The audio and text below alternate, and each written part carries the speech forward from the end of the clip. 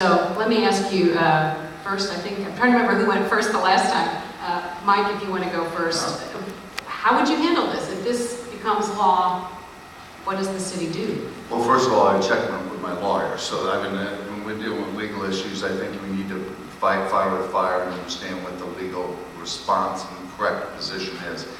But as far as I'm concerned, this is bad policing policy.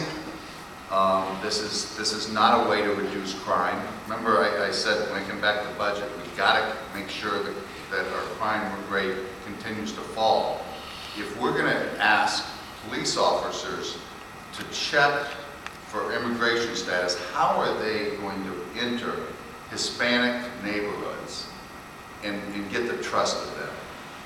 It's just bad policing policy. Second, I think it's bad economic policy. I think cities that are going to do that are not going to be pro-small business and pro-business.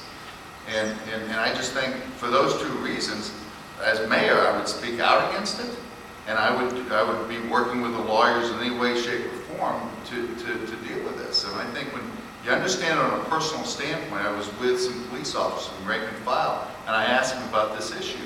These guys are pretty conservative guys, okay, as the chief knows. And they said, no way, please don't make us do that. It's a tough enough job already than doing that. And when citizens understand that, I think they'll realize this isn't good. Chief Kunkle, I'm sure you're familiar with this issue. What are your thoughts on how this would affect the city? The current policy, which I wrote, prohibits Dallas officers from inquiring about a person's immigration status when they're dealing with them. And I believe that policy allows us to get more support, trust, and cooperation within the Hispanic community. I frankly think that the bill being proposed, in my view, is un-American, it's undemocratic, it's impossible to enforce, and it's unrealistic in the sense that we have all sorts of policies that direct what our police officers can do. For example, on domestic violence calls, they have to make an arrest if a crime has occurred. They have no discretion, and I think our current policy is appropriate. There are things that the city of Dallas has done very, very well that I'm proud of. One of which, this is an open city which has embraced diversity, and these anti-immigrant, anti-Hispanic type legislation has not gotten any traction in this city, which I personally think is good.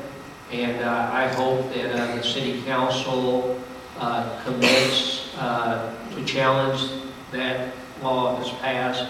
I'm still not sure if it applies to Dallas, because as I read what they're proposing, it's after detention, and currently after detention, we don't have a detention facility. So what happens after detention is done in the Sheriff's Department, and there are immigration officers who work in Dallas County Jail. Okay. Do we have time for more, Bob, or do we need to wrap it up?